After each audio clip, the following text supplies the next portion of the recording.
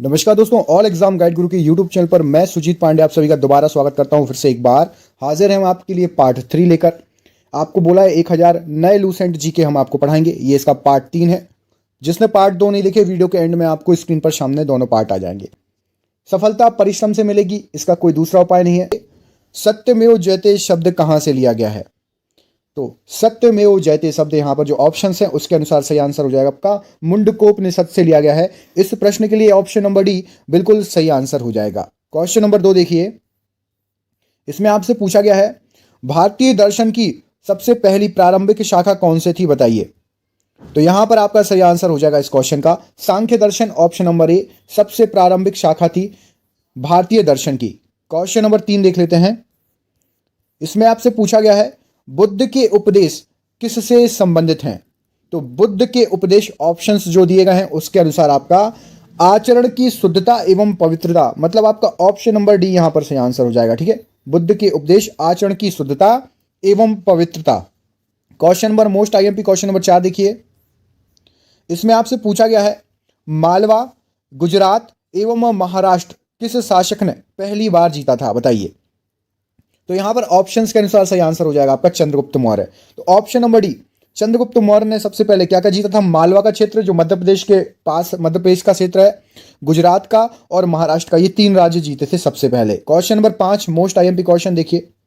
इसमें आपसे क्या पूछा गया है कुषाण शासक कनिष्क का राज्याभिषेक किस सन में हुआ था? आपको पता है कनिष्क बहुत ही ज्यादा प्रतापी राजा है और इसका जब राज्याभिषेक हुआ था तब से ही कौन सा संवत चालू हुआ है, कमेंट करके बताइए। 78 एडी। ठीक है, आपको कमेंट करके बताना 78 एडी से कौन सा संवत चालू हुआ है। अगला क्वेश्चन देख लेते हैं, question number 6 most IMP question है ये भी।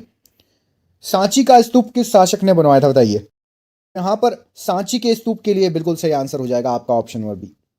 सम्राट अशोक द्वारा यह निर्मित किया गया था। कमेंट करके बताइए सम्राट जो अशोक हैं वो किस वंश से संबंधित हैं, किस वंश के राजा हैं सम्राट अशोक, कमेंट जरूर करिएगा। अगला क्वेश्चन देख लेते हैं, क्वेश्चन नंबर 7। इसमें आपसे पूछा गया है रामानुजाचार्य किससे संबंधित हैं, बताइए। तो रामानुजाचार्य यहां पर सही आंसर हो जाएगा आपका विशिष्ट देवत्ववाद, ऑप्शन नंबर सी यहां पर बिल्कुल सही आंसर हो जाएगा, से संबंधित है रामानुजाचार्य जी। क्वेश्चन नंबर 8 देख लेते हैं। मोस्ट आईएमपी क्वेश्चन है ये, आपको एग्जाम में पूछा जा चुका है। खजुराहो का कंदरिया महादेव मंदिर किसने बनवाया था, बताइए। ऑप्शंस के अनुसार क्या हो जाएगा सही आंसर? तो कंदरिया महादेव मंदिर नाम याद रखिएगा और चंदेल वंश याद रखिएगा। ऑप्शन नंबर डी इस प्रश्न के लिए बिल्कुल सही आंसर है। ठीक है, खजुराहो का कंदरिया महादेव मंदिर चंदेल वंश ने बताया था। कमेंट करके आपको बताना खजुराहो, प्रसिद्ध खजुराहो के मंदिर भारत के किस राज्य में स्थित हैं, कमेंट करके बताइए जरा सभी। अगला क्वेश्चन देखिए, क्वेश्चन नंबर 9। इसमें आपसे पूछा गया है चोलों का राज्य किस क्षेत्र में फैला था, बताइए। तो यहां पर सही आंसर हो जाएगा चोलों का राज्य आपके, ये भारत का नीचे वाला नक्शा है, इसमें आपका ये वाला जो तट कहलाता है, ये वाला, ये कोरोमंडल तट कहलाता है। तो कोरोमंडल तट और दक्कन का कुछ भाग, मतलब दक्षिण का ये आपका जो पूरा भाग है, इसमें जो है चोलों का राज्य विकसित था। ऑप्शन नंबर डी इस प्रश्न के लिए बिल्कुल सही आंसर हो जाएगा। कमेंट करके बताइए, मैंने आपको बताया कि इस वाले तट को कोरोमंडल तट कहा जाता है। कमेंट करके बताइए इस वाले तट का नाम क्या क्या नाम है, कमेंट करिए। आपको एक नाम याद हो, 2 नाम याद हो, 3 नाम याद हो, कमेंट जरूर करिएगा। अगला क्वेश्चन देख लेते हैं, question number 10। Super most IMP बहुत बार आया हुआ है क्वेश्चन, मीनाक्षी मंदिर कहां पर स्थित है, बताइए। तो मीनाक्षी मंदिर यहां पर सही आंसर हो जाएगा आपका ऑप्शन नंबर सी, मदुरई में स्थित है मीनाक्षी मंदिर। मोस्ट आईएमपी क्वेश्चन है आज का, आप सभी को पता है, बहुत बार पूछा गया क्वेश्चन है। अगला क्वेश्चन देखिए, किस दक्षिण भारतीय राज्य के उत्तम ग्राम प्रशासन था? तो किस, कहां पर था उत्तम ग्राम प्रशासन? तो उस समय के जो ऑप्शन नंबर सी चोल वंश थे, उस समय ग्राम में जो है बहुत अच्छा प्रशासन मेंटेन था। ऑप्शन नंबर सी इस प्रश्न के लिए सही आंसर हो जाएगा। अगला क्वेश्चन देख लेते हैं, मोस्ट आईएमपी है, देखिए चालुक्यों की राजधानी कहां पर थी, बताइए। यहां पर सही आंसर क्या हो जाएगा? तो चालुक्यों की राजधानी आपका एग्जाम में आया हुआ क्वेश्चन और आगे भी आ सकता है, वातापी, ऑप्शन नंबर ए इस प्रश्न के लिए बिल्कुल सही आंसर हो जाएगा, याद रखिएगा। क्वेश्चन नंबर अगला देखिए, क्वेश्चन नंबर 13। चालुक्य वंश का महान शासक कौन था, बताइए। ऑप्शन के अनुसार तो सबसे महान शासक था आपका पुलकेशिन द्वितीय। आपने कहीं ना कहीं इतिहास की किताब में इसका नाम बहुत पढ़ा होगा, लूसेंट में भी आपने इसका नाम पढ़ा होगा, पुलकेशिन द्वितीय का, चालुक्य वंश का महान शासक था। निम्न में से कौन चंदेल शासक जो महमूद गजनवी से पराजित नहीं हुआ था, बताइए। तो यहां पर सही आंसर हो जाएगा आपका ऑप्शन नंबर बी। विद्याधर नाम का एक चंदेल शासक था जिसको महमूद गजनवी पराजित नहीं कर पाया था। क्वेश्चन नंबर अगला देखिए, इसमें आपसे पूछा गया है दिलवाड़ा जैन मंदिर कहां पर स्थित है, बताइए ऑप्शंस के अनुसार। तो दिलवाड़ा जैन मंदिर आपका यहां पर सही आंसर हो जाएगा Rajasthan, option number C Rajasthan में स्थित है। कमेंट करके बताइए आप जो है राजस्थान के सीएम साहब का नाम। देखते हैं करंट अफेयर्स भी पढ़ रहे हो या नहीं। करंट अफेयर्स का क्वेश्चन है, राजस्थान के सीएम साहब का नाम बताइए कमेंट करके। क्वेश्चन नंबर 16 देखिए, इसमें पूछा गया है इब्न बतूता की भारत यात्रा किस शासक के काल में हुई थी।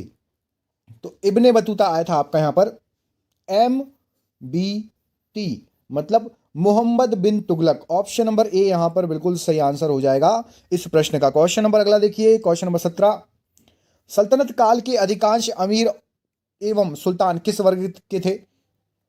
तो सल्तनत काल में सबसे ज्यादा तुर्की वर्ग के थे, ऑप्शन नंबर ए, ठीक है। और मुगल काल में किस वर्ग के थे, कोई कमेंट करके बताएगा। मुगल काल में मोस्टली किस वर्ग के थे, जो ऑप्शंस दिए गए इसके अनुसार। कहां से उनकी उत्पत्ति या आए हुए माने जाते हैं उन लोग। मोहम्मद बिन कासिम की बात हो रही है, द्वारा सिंध की विजय कब हासिल की गई थी। तो मोहम्मद बिन कासिम ने सिंध जीता था 712 ईस्वी में। यहां पर ऑप्शन नंबर सी इस प्रश्न के लिए सही आंसर हो जाएगा। अगला क्वेश्चन देख लेते हैं, क्वेश्चन नंबर 19। इसमें आपसे पूछा गया है महमूद गजनवी का दरबारी इतिहासकार कौन था। इनमें से जो ऑप्शंस दिए गए हैं, तो महमूद गजनवी का दरबारी इतिहासकार ऑप्शन नंबर बी उत्बी था, ऑप्शन नंबर बी यहां पर इस प्रश्न के लिए सही आंसर हो जाएगा। क्वेश्चन नंबर अगला देखिए, क्वेश्चन नंबर 20। इसमें आपसे पूछा गया है मोहम्मद गौरी किस दास ने बंगाल एवं बिहार पर विजय प्राप्त की थी। तो मोहम्मद गौरी का वो दास, उसका नाम था Bakhtiyar Khilji. Option number C यहां पर इस प्रश्न के लिए बिल्कुल सही आंसर हो जाएगा। क्वेश्चन नंबर 21 देख लीजिए, 21 में आपसे पूछा गया है एक घटना डैश एक परिमाण रहित विजय कथन किस आधुनिक इतिहासकार ने अरबों द्वारा सिंध विजय के संदर्भ में दी है। तो ये कहा था आपका लेन पूल जी द्वारा। ऑप्शन नंबर सी यहां पर सही आंसर हो जाएगा। ये एक इतिहासकार हैं लेन पूल जी, इन्होंने कहा था ये वाक्य। अगला क्वेश्चन देख लेते हैं, ये आपकी स्क्रीन पर। किस मुगल शासक का मकबरा भारत में नहीं है, बताइए इनमें से जो ऑप्शंस दिए गए हैं। तो यहां पर आपका बाबर का मकबरा भारत में नहीं है, ऑप्शन नंबर डी यहां पर सही आंसर हो जाएगा। बाकी ऊपर के जो 3 लिखे हैं तीनों का मकबरा भारत में ही है। अगला क्वेश्चन देखिए, क्वेश्चन नंबर, सवाई राजा जयसिंह द्वारा प्रथम वेधशाला जंतर मंतर कहां पर स्थापित की गई थी। दोस्तों यहां पर कंफ्यूज मत होना, 2 जंतर मंतर हैं, एक आपका दिल्ली में है, ठीक है। लेकिन जब राजा जयसिंह की बात आए तो राजा जयसिंह जी जो है राजस्थान से संबंधित हैं, और जो जंतर मंतर है वो सही आंसर हो जाएगा आपका जयपुर, ऑप्शन नंबर ए बिल्कुल सही आंसर हो जाएगा। दिल्ली वाला जय जंतर मंतर भी बहुत ज्यादा फेमस है, वहां पर आप धरना प्रदर्शन के बारे में सुनते रहते होंगे। अगला क्वेश्चन देखिए, अष्टप्रधान मंत्री परिषद किसके काल में थी, बताइए अष्टप्रधान। तो यहां सही आंसर हो जाएगा ऑप्शन नंबर ए, शिवाजी ने जो है अष्टप्रधान मंत्री परिषद बनाई थी, ऑप्शन नंबर ए इस प्रश्न के लिए सही आंसर हो जाएगा। क्वेश्चन नंबर 25 देख लेते हैं। क्वेश्चन नंबर 25 में आपसे पूछा गया है इस्तमरारी बंदोबस्त किसने लागू की थी। तो इस्तमरारी बंदोबस्त यहां पर lord Cornwallis, option number C इस प्रश्न के लिए बिल्कुल सही आंसर हो जाएगा, याद रखिएगा। क्वेश्चन नंबर अगला देखिए, क्वेश्चन नंबर 26, 1857 के विद्रोह के समय ब्रिटिश प्रधानमंत्री कौन था। तो 1857 का जब आपका विद्रोह हुआ था उस समय आप में ब्रिटिश प्रधानमंत्री की बात हो रही है, तो पामस्टन थे वहां पर ब्रिटिश में। और आपको कमेंट करके बताना है कि 1857 के विद्रोह के समय भारत का गवर्नर जनरल वायसराय कौन था, कमेंट करके बताइए, ठीक है। इस क्वेश्चन का आंसर बी सही है, 1857 में वायसराय कौन था बताइए कमेंट करके। अगला क्वेश्चन देखिए, लॉर्ड डलहौजी के काल में ब्रिटिश साम्राज्य में अवध का विलय किस आधार पर किया गया था।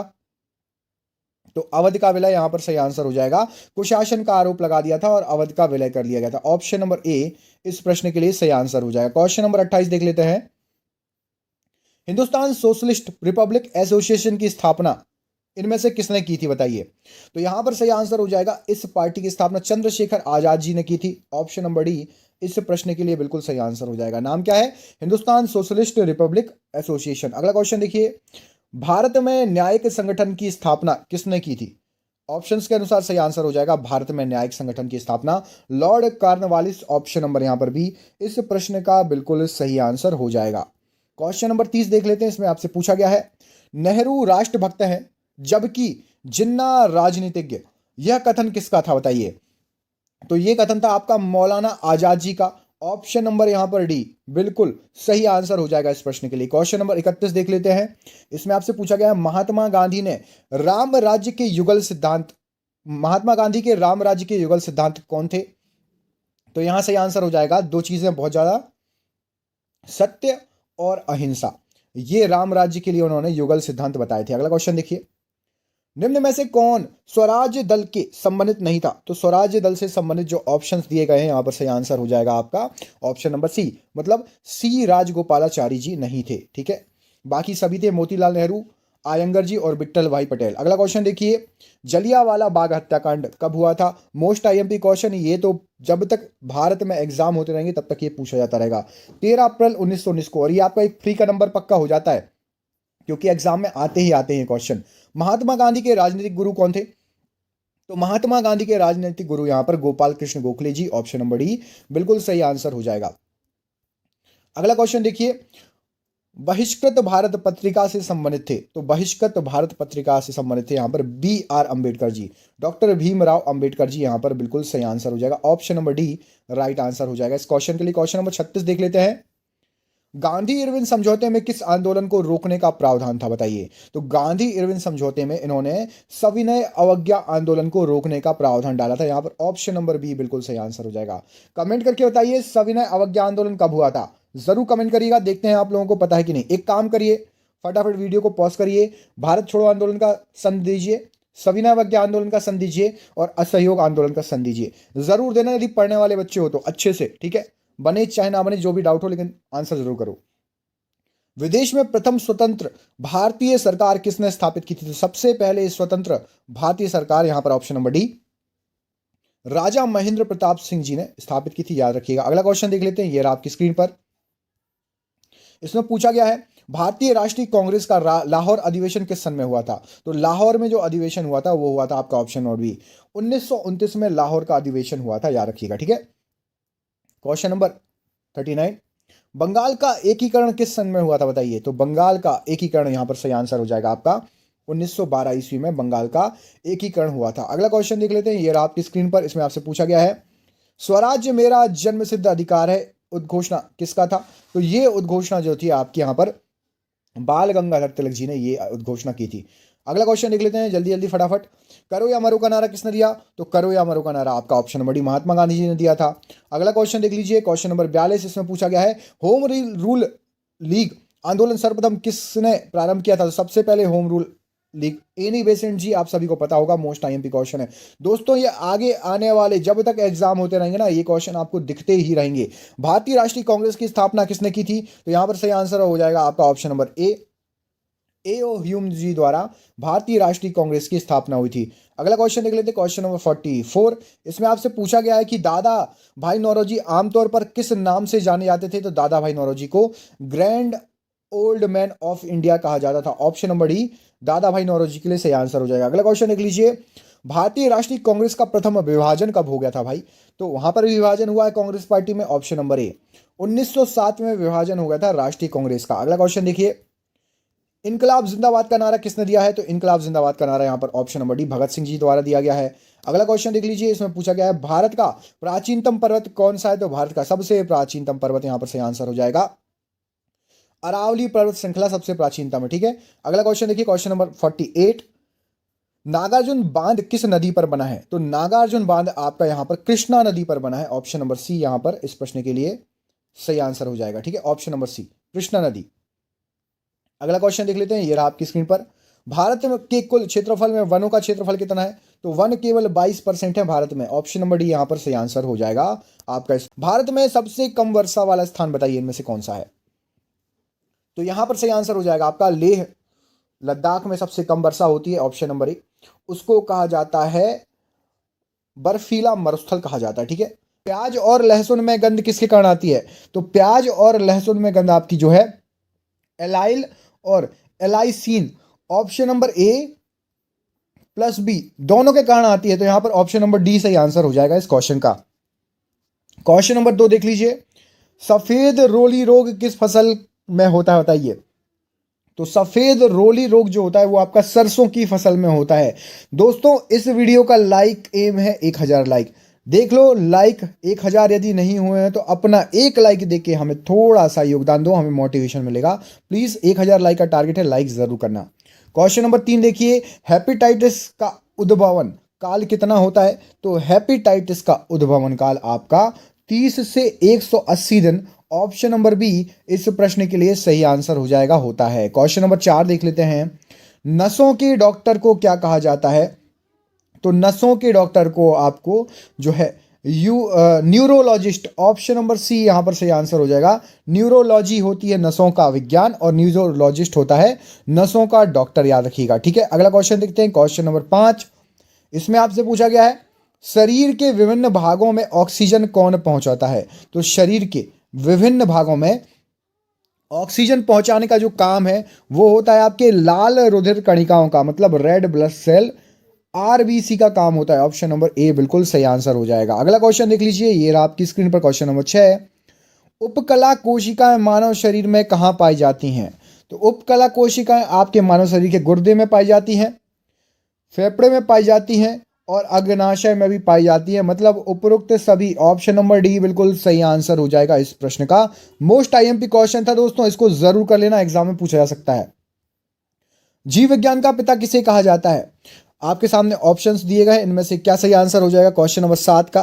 तो यहां पर आपका सही आंसर है ऑप्शन नंबर बी, अरस्तु को जीव विज्ञान का पिता कहा जाता है। ऑप्शन नंबर बी सही आंसर हो जाएगा। क्वेश्चन नंबर 8 देख लेते हैं, सामान्य गर्भाशय का वजन कितना होता है। तो सामान्य गर्भाशय का वजन जो है 60 ग्राम होता है। ऑप्शन नंबर ए इस प्रश्न का बिल्कुल सही आंसर हो जाएगा 60 ग्राम।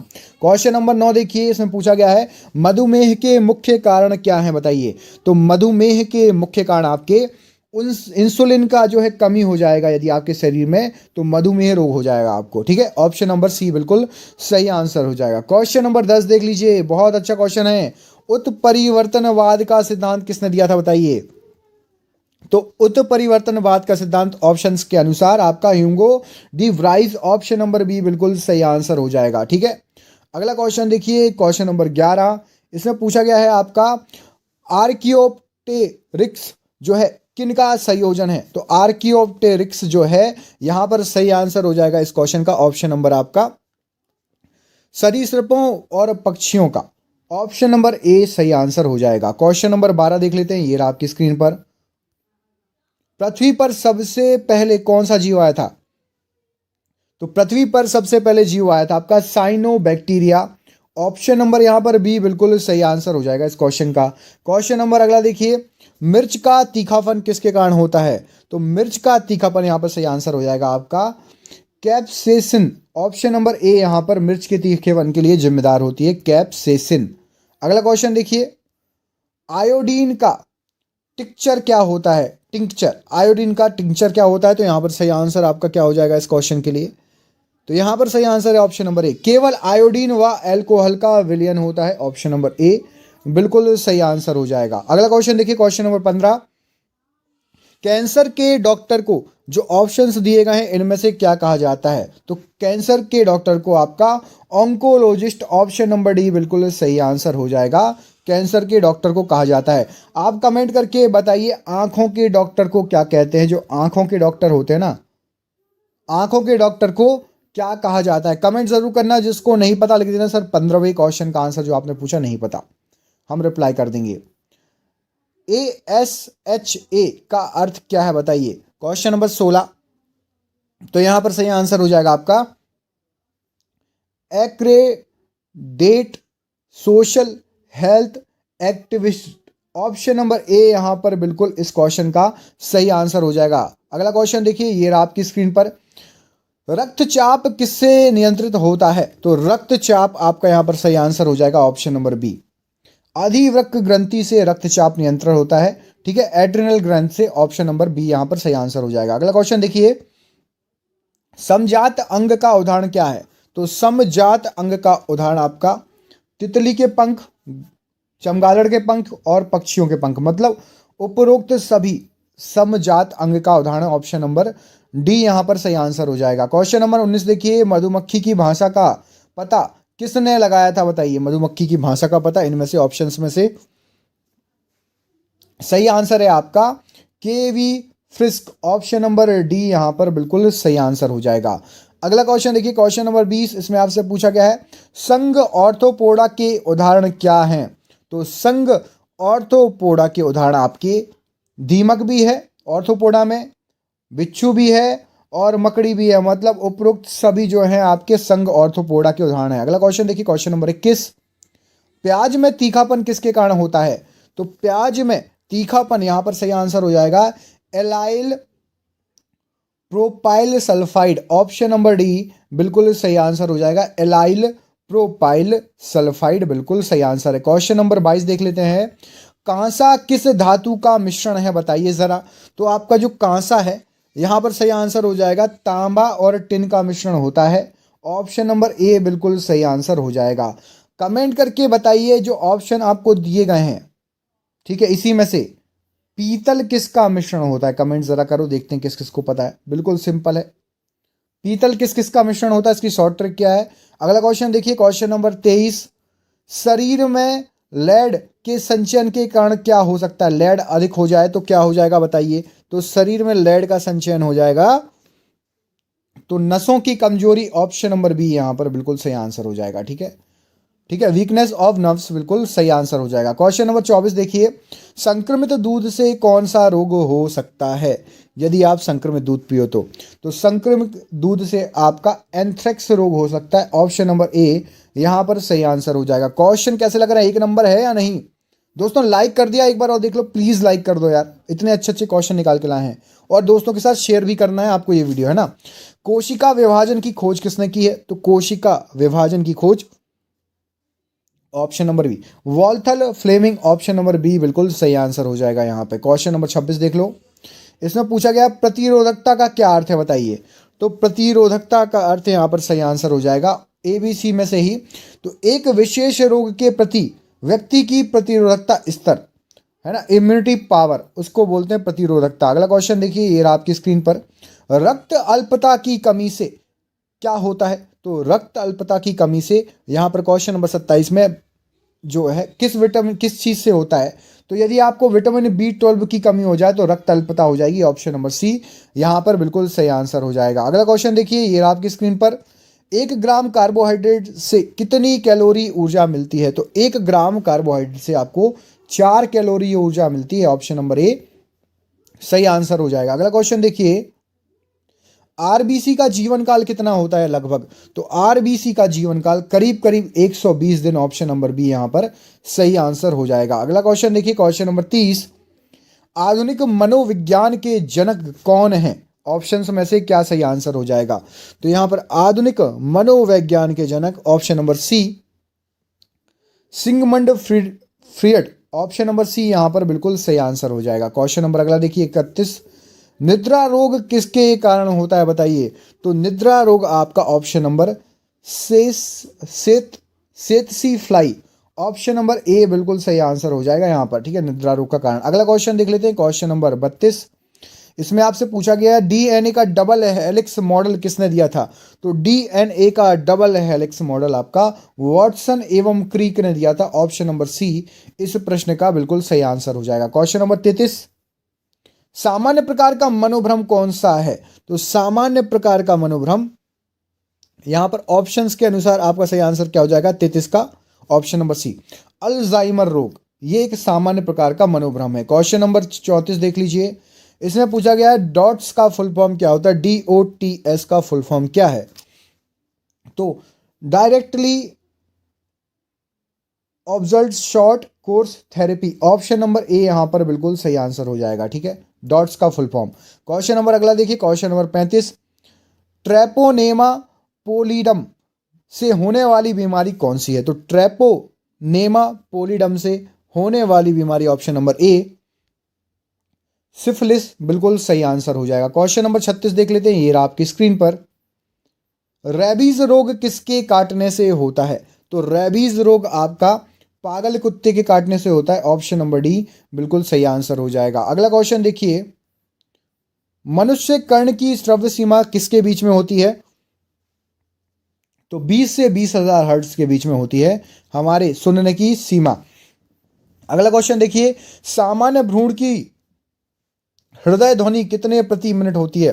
तो एक सामान्य भ्रूण रहेगा, उसकी हृदय ध्वनि 120 से 140 प्रति मिनट रहेगी। ऑप्शन नंबर ए यहां पर सही आंसर हो जाएगा। क्वेश्चन नंबर 39 देखिए, काली खांसी किसके कारण से होती है बताइए? तो काली खांसी का कारण जो है यहां पर आपका सही आंसर हो जाएगा option number D, pertussis bacillus. Option number जो है डी यहां पर बिल्कुल सही आंसर हो जाएगा। अगला क्वेश्चन देख लीजिए, ये रहा आपकी स्क्रीन पर। इसमें पूछा गया आपसे, लोहे के अयस्क के नाम क्या क्या हैं बताइए? तो लोहे के अयस्क के नाम यहां पर आपके उपरोक्त सभी, हेमेटाइट भी है, मैग्नेटाइट भी है, लिमोनाइट भी है। ऑप्शन नंबर डी यहां पर बिल्कुल सही आंसर हो जाएगा। क्वेश्चन नंबर अगला देखिए, क्वेश्चन नंबर 41, हल्दी का पीला रंग किसके कारण होता है बताइए? तो हल्दी का पीला रंग यहां पर करक्यूमिन, ऑप्शन नंबर डी, इसके कारण हल्दी का पीला रंग होता है। क्वेश्चन नंबर अगला देखिए, क्वेश्चन नंबर 42, मोल के सबसे छोटे कण को क्या कहा जाता है? तो मोल का सबसे छोटा कण जो होता है वो आपका अणु कहलाता है। ऑप्शन नंबर डी, अणु कहा जाता है मोल का सबसे छोटे कण को। अगला क्वेश्चन देखिए, जल में ऑक्सीजन की संयोजकता कितनी होती है? तो जल में ऑक्सीजन की संयोजकता यहां पर सही आंसर हो जाएगा 2। ऑप्शन नंबर डी बिल्कुल सही आंसर हो जाएगा। अगला क्वेश्चन देखिए, चंद्रमा पर जाने वाला प्रथम यान कौन सा था? तो सबसे पहले जो यान गया था उसका नाम था आपका Luna 2, Luna second. Option number B बिल्कुल सही आंसर हो जाएगा, ये चंद्रमा पर गया था। क्वेश्चन नंबर 45 देखिए, अब तक कितने तत्व ज्ञात किए गए हैं? तो अभी तक टोटल आपके 118 तत्व ज्ञात किए गए हैं। ये अपडेट होता रहता है, इसको आपको चेक कर लेना है। जब भी आप वीडियो देखो, हो सकता है कम बढ़ हो जाए, तो गूगल पे सिंपल लिख देना आप, ठीक है? अभी तक कितने तत्व ज्ञात हैं, तो आपको गूगल पे सबसे ऊपर आंसर मिल जाएगा। चींटियां अपने समूह की चींटियों को कैसे पहचानती हैं? तो चींटियां अपने समूह को की चींटियों को गंध द्वारा पहचानती है। ऑप्शन नंबर सी बिल्कुल सही आंसर हो जाएगा। अगला क्वेश्चन देखिए, दूध किसका घटिया स्रोत है, मतलब उसमें सबसे कम होता है, नहीं मिलता?